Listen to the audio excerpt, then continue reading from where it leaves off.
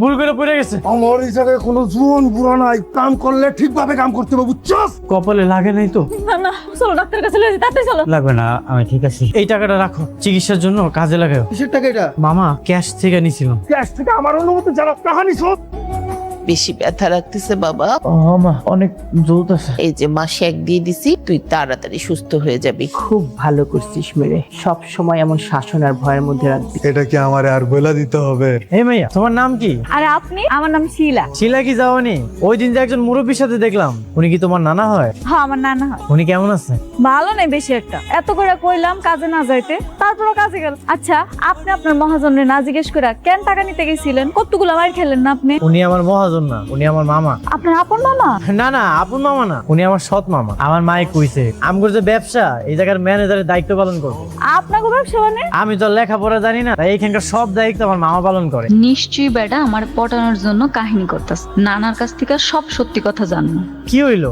না না, বাজারে যাবো তো, দেরি হয়ে যাইতেছে, যাই। হ্যাঁ, মা কে ওনারা? ওনারা হচ্ছে সিফাতের গেস্ট। আসসালামু আলাইকুম। ওয়ালাইকুম আসসালাম। কে এই ছেলেটা? আরে আমাদের বাসার কাজের ছেলে, কাজ করে। এই ছেলে শোন তো, তোর গামছাটা দিয়ে আমার জুতাটা মুছে দে তো। দেন আপনার জুতাটা দেন। এই যে আমি কিন্তু নানার কাছে সব শুনছি, আপনি বলে লেখাপড়া জানেন না। কি সুন্দর পত্রিকা পড়তেছেন দেখি। না না, আমি তো পত্রিকা পড়তাছিলাম না। পত্রিকা দেখে দেখে এত সুন্দর করে হাসতেছেন, আবার বলতেছেন পত্রিকা পড়েন নাই। আমি তো মজার মজার ছবি দেখে হাসতেছিলাম। আপনি কি আসলে আসল পোলা? হ্যাঁ। কালকে যখন আপনি আমারে কইছেন, আমি বিশ্বাস করিনি। ভাবছি কি আপনি মিথ্যা কথা কইছেন। একটা কাজ করলে কেমন হয়, আমি যদি আজকে আপনারে আপনার নাম লেখা শিখাই, আপনি কি শিখবেন? তুমি যদি শিখাও তাহলে শিখবো। লেখাপড়া শিখতেছস? কোনো দোষ নাই, সব দোষ আমার। আমি কইছিলাম আরে নাম শিখাবো। পড়াশোনা শিখস? আর পড়াশোনা শিখবি? আমা আর হইব না, মাফ করে দেন। পড়ালেখা শিখছিল, বহু কষ্টে আমি এই পর্যায়ে আসছি। এই এক বছরে কোনোভাবেই যেন আমার প্ল্যানটা নষ্ট না হয়। তোমার প্ল্যানের কিচ্ছু হবে না, আমি আছি না।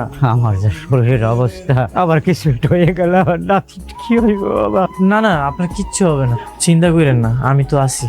কামটা চলে যাওয়ার পর থেকে না না কেমন জানি ভাঙা পড়ছে। আচ্ছা, আমি আমার মামার সাথে কথা বলে দেখি এটা কামের ব্যবস্থা করা যায় কিনা। আমার এই নাতিটা তুমি দেখে রেখো বাবা, শুধু দেখেই রাখুন, পরে আমি বিয়ে করবো। আলহামদুলিল্লাহ।